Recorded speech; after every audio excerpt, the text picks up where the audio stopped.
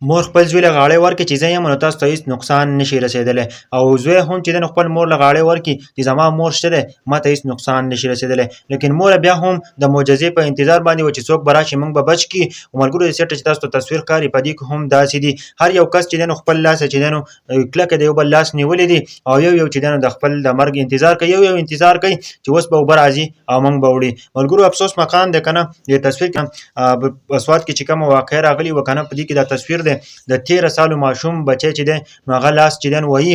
راشئ موږ بچ کړئ لکه د ځان نه مدد غواړي د خلکو نه لیکن هېڅ څوک هلته نشو ورتللی او مور چې ده مور او پلار چې د بچي سره ورسره وي نو بچی وایي که نه چې زه چې دی نو زما مور او پلار شته دی ما ته هېڅ نقصان نشي رسېدلی لیکن مور او پلار بیا په معجزه کې وي چې موږ څوک راغلی او زموږ مدد یې وکړلی موږ د دې سختي نه چې دی نو بچ کړلی او مور ته دا اندازه وي چې موږ به اوس ټول چې دی نو په دې اوبو کې ډوبېږو لیکن بچي ته چې دا پته نه وي چې زما مور او پلار شته نو زه به ضرور چې دی نو بچ کېږم زه به ضرور په حفاظت کې یم او مور او پلار ته دا پته وي چې موږ به اوس ټول په دې اوبو کې ډوبېږو ملګرو د 13 سالو ماشوم بچی چې دی نو دا وایي تاسو راشئ موږ بچ کړئ دا لاس وایي که نه لیکن څوک چې دی نو هلته ورنرلل د کومه چې دی غاړه ناستو د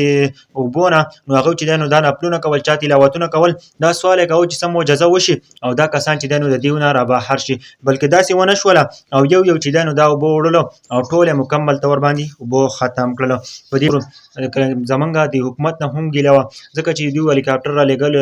نو ډېر په اسانه به چې دی نو دا کسان به رابچ شوي وي لیکن دې ماشوم چې دی نو دې دا لاسونه وال د 3 ګنټو نه چې راشئ تاسو موږ بچ کړئ موږ په سخت